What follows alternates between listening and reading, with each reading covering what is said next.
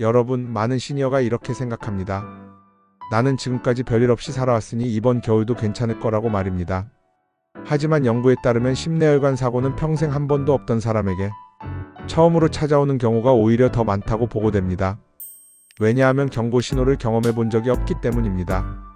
가슴 통증이 없었고 말이 어눌해진 적도 없었고 갑자기 쓰러진 적도 없었기 때문에 자신은 안전하다고 착각하게 됩니다. 그러나 의학계에서는 심장과 뇌가 마지막까지 참고 버티는 장기라고 설명합니다. 문제가 조금씩 쌓일 때는 아무 말도 하지 않다가 한계를 넘는 순간 단 한 번의 사고로 모든 것을 바꿔버립니다. 그래서 겨울이 무서운 이유는 몸이 보내는 신호가 더욱 조용해지기 때문입니다. 추우면 몸이 둔해지고 감각도 둔해집니다. 가벼운 어지럼도 피곤해서 그렇다고 넘기고 손발 저림도 날씨 탓이라고 생각합니다. 하지만 연구에 따르면 겨울철에 나타나는 사소한 증상 변화는 심내혈관 사고의 전조일 수 있다고 여러 차례 보고되었습니다. 이 지점에서 여러분이 꼭 기억하셔야 할 것이 있습니다. 겨울에는 몸을 믿지 마십시오. 대신 습관을 믿으셔야 합니다. 느낌이 아니라 준비가 여러분을 살립니다. 그렇다면 시니어가 겨울에 가장 많이 실수하는 지점은 무엇일까요? 첫 번째는 아침을 너무 급하게 시작하는 것입니다. 눈을 뜨자마자 알람 소리에 놀라 바로 일어나고 바로 움직이고 바로 하루를 시작합니다.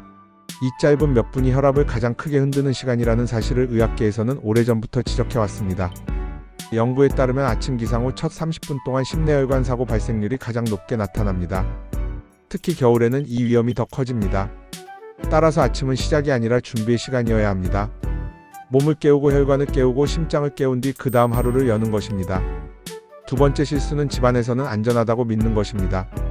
많은 분이 밖이 추우니 위험하고 집안은 괜찮다고 생각합니다. 하지만 실제로 겨울철 심내혈관 사고가 가장 많이 발생하는 장소는 집 안입니다. 특히 화장실과 욕실입니다. 따뜻한 방에서 차가운 화장실로 이동하는 순간 혈관은 급격히 수축합니다. 이때 혈압은 순식간에 치솟고 심장과 뇌는 큰 부담을 받게 됩니다. 의학계에서는 이 현상을 온도차 스트레스라고 설명합니다. 이 스트레스는 젊은 사람에게는 큰 문제가 되지 않을 수 있습니다. 그러나 혈관 탄력이 떨어진 시니어에게는 치명적인 계기가 될 수 있습니다. 세 번째 실수는 겨울에는 움직이지 않는 것이 오히려 안전하다고 생각하는 것입니다. 추우니 가만히 있는 것이 몸에 덜 부담될 것 같지만 연구 결과는 다르게 말합니다. 움직임이 줄어들수록 혈액순환은 느려지고 혈액은 더 끈적해집니다. 이는 혈관 안에서 문제가 생기기 쉬운 환경을 만듭니다. 의학계에서는 겨울철 적절한 움직임이 심내혈관 건강을 지키는 데 중요한 역할을 한다고 보고합니다. 여기서 중요한 것은 운동이 아니라 순환입니다. 숨이 찰 정도의 운동이 아니라 몸을 깨우는 움직임이면 충분합니다. 이제부터 여러분이 이번 겨울을 넘기기 위해 꼭 기억해야 할 아주 현실적인 원칙을 말씀드리겠습니다. 이 원칙들은 논문 속 이야기이면서 동시에 수많은 시니어의 실제 생활에서 검증된 내용입니다. 첫 번째 원칙은 겨울에는 모든 행동에 한 박자를 더하는 것입니다. 일어날 때도 한 박자, 움직일 때도 한 박자, 밖으로 나갈 때도 한 박자. 이 한 박자가 혈관을 살리고 심장을 살립니다. 두 번째 원칙은 배고픔보다 목마름을 먼저 챙기는 것입니다. 겨울에는 배는 고픈데 목은 마르지 않다고 느끼기 쉽습니다. 하지만 몸속에서는 이미 수분이 부족해지고 혈액은 점점 끈적해지고 있습니다. 조금씩 자주 마시는 물은 혈관을 부드럽게 유지하는 데 도움이 될 수 있습니다. 세 번째 원칙은 혼자 버티지 않는 것입니다. 몸이 예전 같지 않다는 사실을 인정하는 것이 약함이 아닙니다. 오히려 가장 현명한 선택입니다. 가족에게 오늘 컨디션을 말하고 주변 사람과 자주 소통하는 것만으로도 위험한 상황을 줄일 수 있습니다. 여러분, 겨울은 견디는 계절이 아니라 관리하는 계절입니다. 이번 겨울을 어떻게 보내느냐에 따라 내년의 봄을 어떤 몸으로 맞이할지가 달라집니다. 지금 이 순간에도 여러분의 심장과 뇌는 여러분의 선택을 기다리고 있습니다.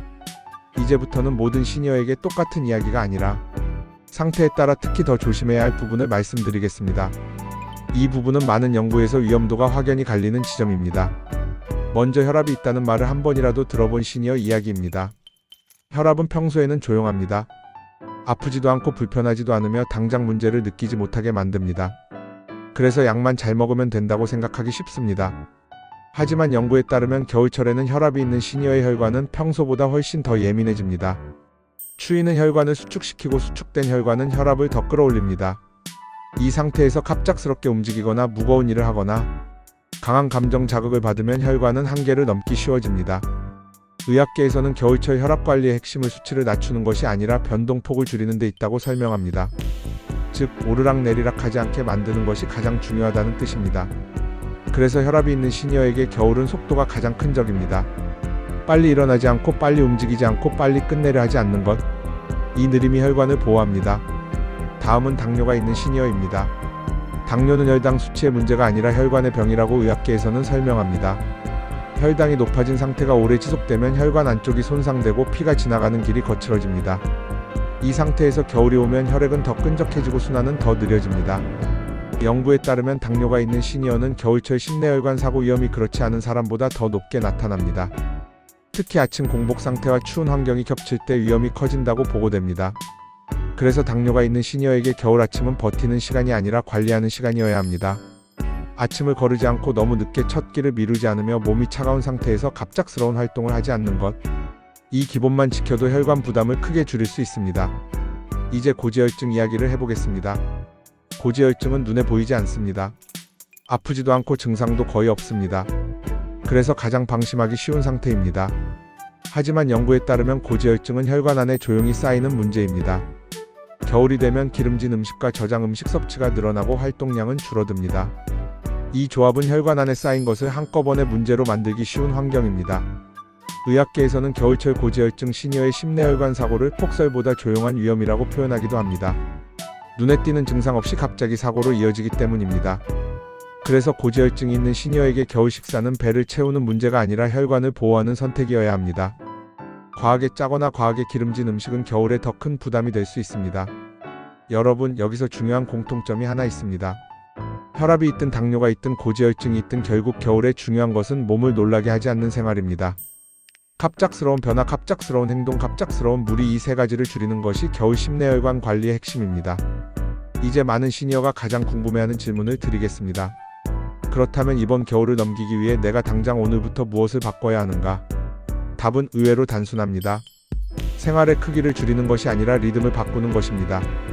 아침은 시작이 아니라 준비로 바꾸고, 외출은 의무가 아니라 조건으로 바꾸고, 하루의 끝은 버티기가 아니라 회복으로 바꾸는 것입니다.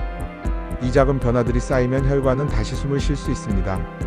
여러분, 겨울은 몸이 약해지는 계절이 아니라 습관이 시험받는 계절입니다. 이 시험은 공부를 잘하는 사람이 아니라 준비한 사람이 통과합니다. 다음으로는 시니어가 실제로 가장 많이 쓰러지는 구체적인 시간대와 상황, 그리고 그 순간을 넘기는 아주 현실적인 행동 요령을 계속해서 말씀드리겠습니다. 시니어가 겨울에 가장 많이 쓰러지는 시간대에는 분명한 공통점이 있습니다. 의학계에서는 겨울철 심내혈관 사고가 특정 시간과 상황에 집중된다고 보고합니다. 이 시간들을 알고만 있어도 위험의 절반은 이미 피한 셈입니다. 첫 번째 위험 시간은 아침 기상 직후입니다.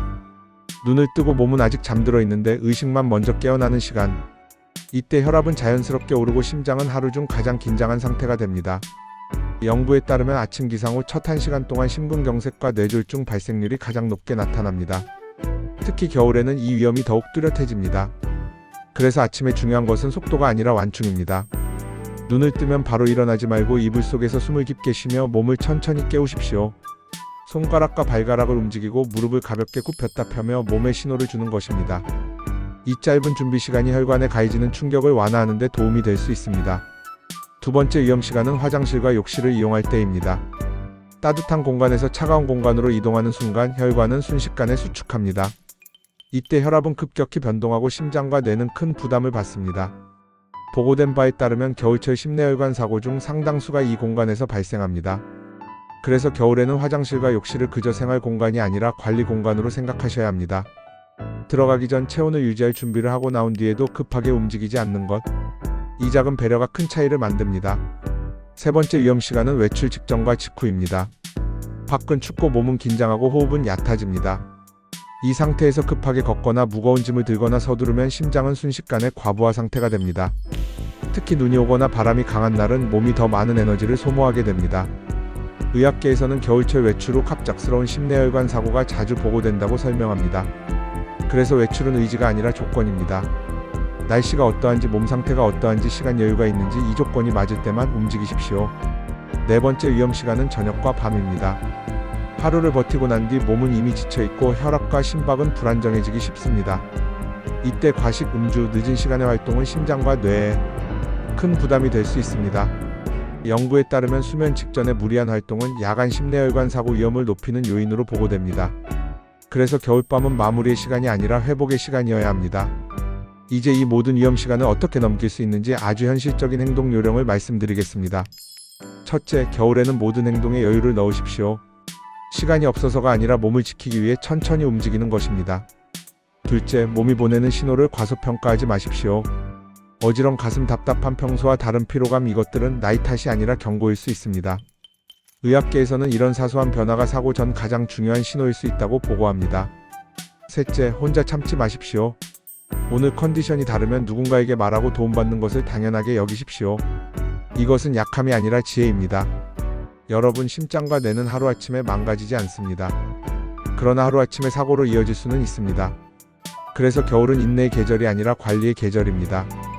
지금까지 말씀드린 내용은 모두 연구와 실제 사례에서 반복해서 확인된 사실입니다. 이제 마지막으로 여러분께 꼭 드리고 싶은 말을 정리해 드리겠습니다. 이 겨울을 무사히 넘기는 것은 운이 아닙니다. 준비입니다. 그리고 그 준비는 지금 이 순간부터 시작할 수 있습니다. 다음으로는 오늘 이 영상을 본 시니어가 딱 3가지만 기억하고 겨울을 보내도 될 만큼 핵심만 정리한 마지막 정리와 행동 약속을 이어가겠습니다. 이제 오늘 이 이야기를 어떻게 마음에 남겨야 할지 정리해 드리겠습니다. 여러분이 이 겨울을 넘기기 위해 모든 것을 기억할 필요는 없습니다. 딱 3가지만 몸에 새기시면 됩니다. 첫째, 겨울에는 몸을 놀라게 하지 않는다는 원칙입니다. 아침에 갑자기 일어나지 않고 갑자기 움직이지 않고 갑자기 서두르지 않습니다. 이 원칙 하나만 지켜도 혈관에 가해지는 충격은 크게 줄어듭니다. 둘째, 겨울에는 몸을 말리지 않는다는 원칙입니다. 갈증을 느끼지 않아도 물을 챙기고 짜고 자극적인 음식은 의식적으로 줄입니다.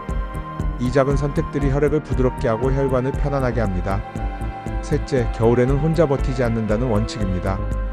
오늘 몸이 이상하면 그대로 참지 않고 말하고 도움받고 속도를 줄입니다. 의학계에서는 심내혈관 사고의 상당수가 참다가 버티다가 늦어지는 경우라고 보고합니다. 여러분, 나이가 들었다는 것은 약해졌다는 뜻이 아닙니다. 환경에 더 민감해졌다는 뜻입니다. 민감해진 몸에는 그에 맞는 대처가 필요합니다. 그것이 바로 오늘 말씀드린 생활의 조정입니다. 이 조정은 삶의 질을 떨어뜨리지 않습니다. 오히려 삶을 더 오래 더 안전하게 지켜주는 선택입니다. 여러분의 심장과 뇌는 여러분이 생각하는 것보다 훨씬 오래 여러분을 위해 일해왔습니다. 이제는 여러분이 그 수고에 응답할 차례입니다. 오늘부터 겨울을 대하는 태도를 조금만 바꿔보십시오.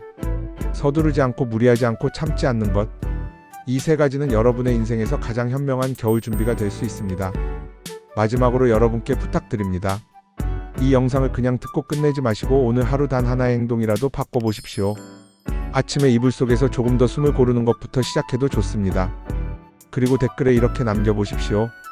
나는 이번 겨울을 준비하겠습니다. 이 문장은 누군가에게 보여주기 위한 말이 아니라 여러분 자신에게 하는 약속입니다. 이 겨울이 여러분의 마지막 위기가 아니라 가장 현명했던 선택의 계절로 기억되길 바랍니다. 지금까지 여러분의 삶을 회복하게 돕는 건강 연구자의 이야기였습니다. 여러분은 충분히 이 겨울을 넘길 수 있습니다. 여러분, 오늘 이 영상이 단순한 정보로 끝나지 않았으면 합니다. 우리는 병이 생긴 뒤에야 움직이는 삶에 너무 오래 익숙해져 왔습니다. 하지만 이 채널은 아프기 전에, 무너지기 전에 스스로를 지킬 수 있도록 과학으로 길을 안내하는 공간입니다.